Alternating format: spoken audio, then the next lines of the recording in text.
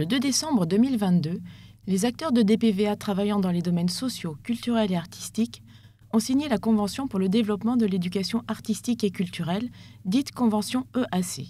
L'objectif, mettre en place des actions visant à assurer une éducation artistique et culturelle de qualité à chaque citoyen quel qu'il soit, quel que soit son âge, et nonobstant ses éventuels handicaps.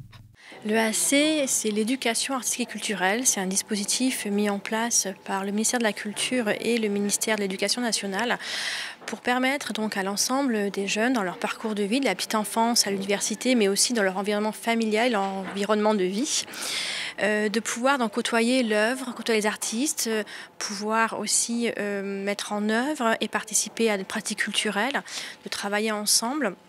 Et surtout de pouvoir restituer un travail en commun. On se rend compte que donner à tous les enfants via l'école et dans leur vie de tous les jours accès à la culture leur permet d'ouvrir l'horizon, leur permet de diversifier leurs moyens d'apprentissage, leurs moyens de découverte du monde, et que la culture est aussi un vecteur de lien social. Des ateliers ont été mis en place durant cette journée afin que chaque acteur puisse exposer aux autres ses idées. Il en est ressorti la volonté de monter des projets artistiques et culturels transversaux, c'est-à-dire pour lesquels les structures et associations collaboreraient. Ainsi, le 10 mai 2023, de nombreux projets pluridisciplinaires ont pu être présentés aux citoyens et enseignants de DPVA. Certains, destinés aux enfants et adolescents, s'intégreront au programme scolaire, d'autres, destinés à tous, pourront même s'étendre sur plusieurs années.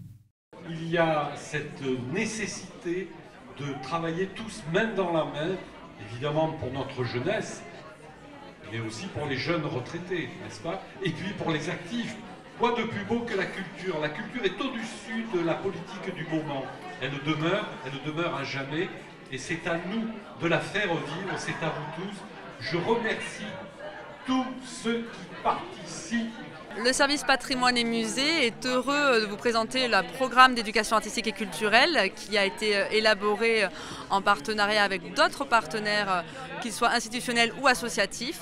Donc c'est une offre qui est très riche, très diversifiée, qui va de l'art contemporain avec une thématique sur les doudous pour les plus petits ou le chaboté.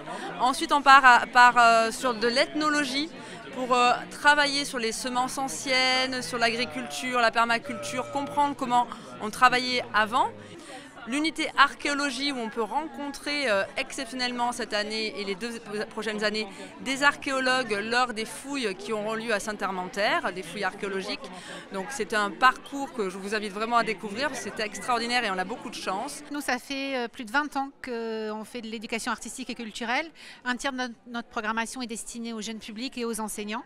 Et effectivement, avec la signature de la convention 100% EAC, on développe vraiment des transversalités avec les archives, avec la médiathèque, avec le pôle muséal, vraiment sur des projets spécifiques. On touche tous les niveaux, de la maternelle à la terminale, et avec toutes les disciplines du spectacle vivant, que ce soit le théâtre, la danse, les arts du cirque, la musique, le conte, la marionnette. Voilà.